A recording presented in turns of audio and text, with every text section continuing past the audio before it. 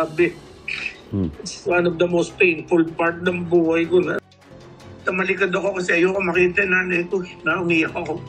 Gaano nga ba kalalim ang sugat na siyang ikinalulungkot ngayon ng isang ama na si Dennis Padilla sa kanyang anak na bagong ikinasal na si Claudia Barreto? Alamin ang buong detalye.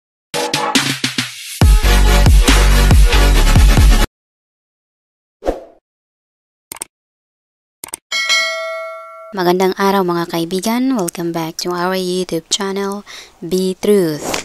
Ilang araw lamang matapos i-post ni Dennis Padilla ang ngayon yon sa tatlong anak nila ng ex-wife na si Marjorie Barreto, sina Julia, Claudia at Leon. Mukhang hindi na naman maayos ang relasyon ng komedyante sa mga ito. Ngayong Martes, April 8, 2025, sa pamamagitan muli ng social media, naglabas ng hinaing si Dennis dahil sa naging pagtrato umano sa kanya sa kasal ng kanyang anak na si Claudia Barreto. Nasaktang muli ang isang ama na si Dennis Padilla kung saan ito'y imbis maging father of the bride sa isang anak na bagong ikinasala ay naging visitor lamang pala ito. Ito ang umuogo ngayon sa social media dahil nga sa hindi maitagong sakit ng damdamin ng isang ama.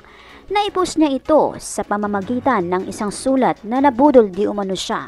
Narito ang kanyang ipinopost. Dahil nga sa kanyang post na ito, may mga ilang netizen na negatibo o positibo ang naging komento dito.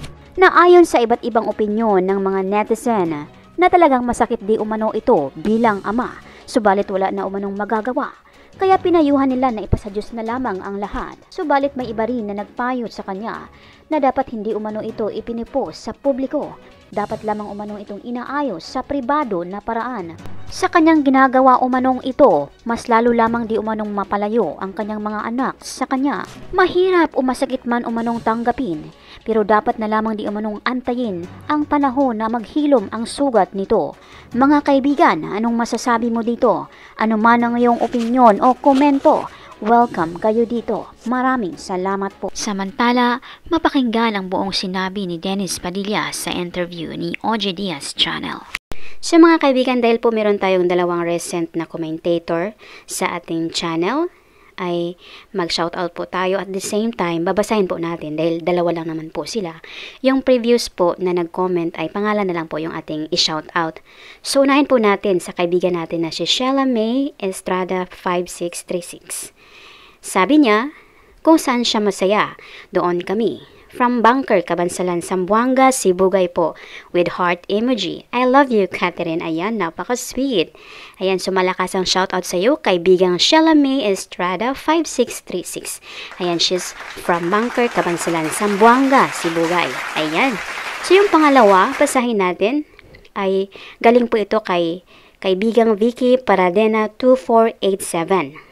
Sabi niya dito, napanood ko sa isang vlog na si Doc Kenneth. May family na pala siya. Bakit inuugnay pa kay Catherine? Bakit pa pinag-uusapan pa? Actually po kaibigan, hinahanap ko po talaga kung saan ba yung vlog or information na yon na may pamilya na pala siya. Kasi gusto ko ding makasiguro.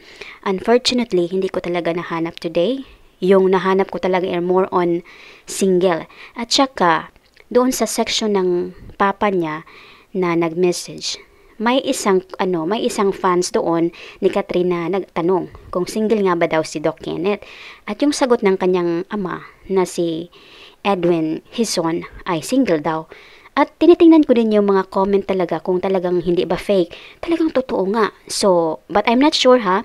We will see pa rin kaibigan, ay nag-observe pa rin ako, nagsisearch pa rin ako kung totoo nga ba talaga na may pamilya? Kasi base po sa aking na-research today, ano po ay single daw talaga. But di bali po, sisiguraduhin po natin mag-search po muna ako more.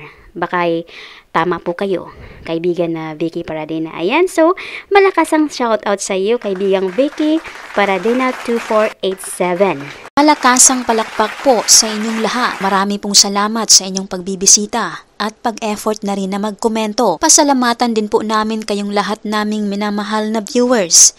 Nag-comment man po kayo o hindi, na-appreciate po namin ang inyong pagbibisita. Taos-puso po naming pinapasalamatan ang inyong ibinahaging oras upang mabisita ang aming munting channel. Saan man po kayo naroroon, mag-ingat po kayo lagi. Malakasang palakpak po sa inyong lahat. God bless us po at maraming salamat.